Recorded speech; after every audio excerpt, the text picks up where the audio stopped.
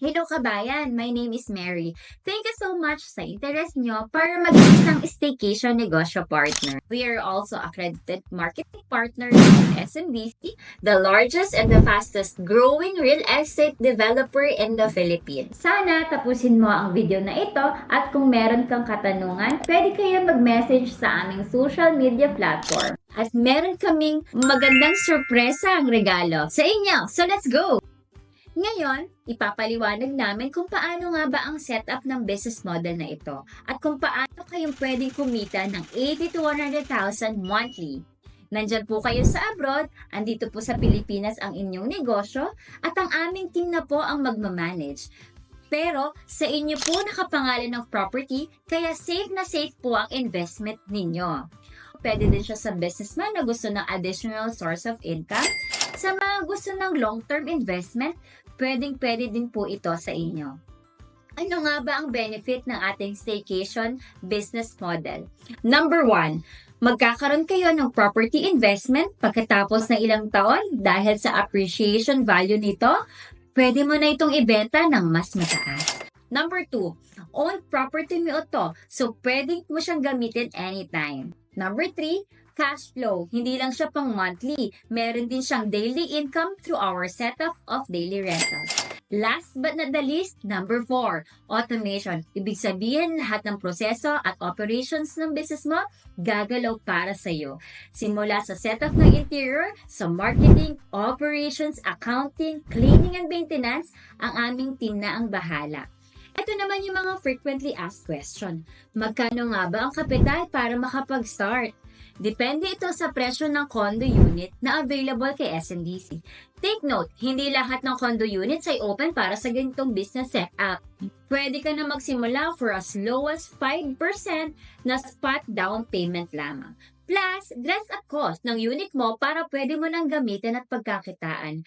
Ang monthly dues nito, si property mo na ang bahalang magbayad. Saan nga ba located ang condo units na i-avail mo? Dalawa na po ang aming team na kayang mag-overall manage ng property. Located ito sa SMBC MOA at SMBC Makati. Sa ngayon, meron na lamang 500 units na open for this program. Ilang advantages na meron sa condo unit natin, bukod sa maganda ang amenities, convenient, ang location, madaming attraction, activities within the area, maganda din ang development sa area, kaya talaga namang maganda ang potential ng business na ito. Number 3, paano makakakuha ng guest? Ang platform natin ng pagkuha ng bookings ng guest ay Facebook, pero ginagamit din natin ang ibang online platform gaya ng Airbnb, Booking.com, Agoda at marami pang iba. Number 4, magkano nga ba ang kitaan sa isang unit per day and per month? Average daily rental natin sa MOA and Makati is around 3,000 to 3,500 a day. So, nag-average ito ng 80,000 to 100,000 a month. Kung ikaw ay may sapat na kapital at interested ka magsimula ngayon, PM mo lang kami para matulungan kita. At mayroon din pala akong personal na regalo para sa mga magsisimula bago matapos ang taong ito. Gusto mong malaman? Ito lang naman ang free overall body massage chair. Reminder, limited lang ang slots namin para sa staycation business model na ito.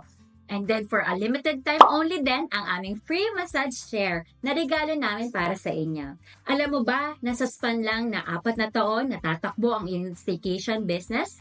Kaya mo na mag-expand hindi lang 2, 3, kundi hanggang 6 na kondo sa aming one-time payment program. Para malaman mo ang ibang detalye gaya ng monthly operational expense, paano babayaran ng unit, at makita mo pa ang mga available units, i-message mo lang ako para makapagpa-reserve ka na. Kaya hanggat available pa, magpa-reserve ka na.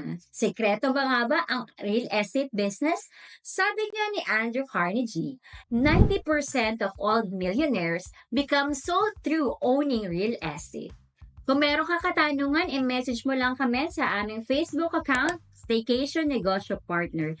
Again, my name is Mary, your Staycation Negosyo Partner. And thank you for watching. God bless our business. Bye!